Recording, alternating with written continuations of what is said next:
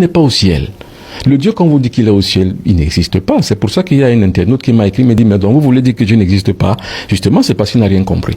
Je dis que le Dieu qu'on nous a dit qu'il est au ciel, notre Père, que ton nom soit sanctifié, que ton règne vienne, et je l'assume, il n'existe pas. Parce qu'en l'an 1, on l'avait créé, il était question qu'on crée un Dieu, parce qu'on voulait faire les conquêtes terriennes d'outre-mer. On a donc créé un Dieu, parce que quand on veut dompter un peuple, on lui donne un Dieu.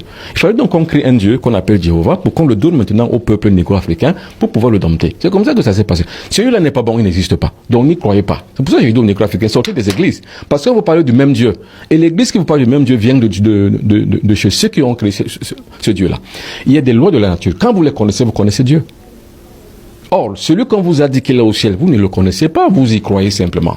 Or, sortez donc de la croyance, entrez dans la connaissance. C'est la connaissance qui vous libérera. Et quand vous êtes dans la connaissance, je vous y aide. Je vous parle aujourd'hui en conclusion des 7 lois de la nature. J'en parle tout le temps. Pour que vous compreniez que pour le négro-africain, c'est ça Dieu. C'est dans la nature. La première loi, c'est la loi du mental. Ça veut dire que tout ce que vous voyez, tout ce que vous voulez faire, visualisez-le. Vous le voyez, vous voyez que c'est déjà fait, vous le faites mentalement, vous l'avez fait. La deuxième, c'est la correspondance, c'est l'amour. Il faut aimer son prochain. Les Africains ne s'aiment pas. Pas du tout. Mais la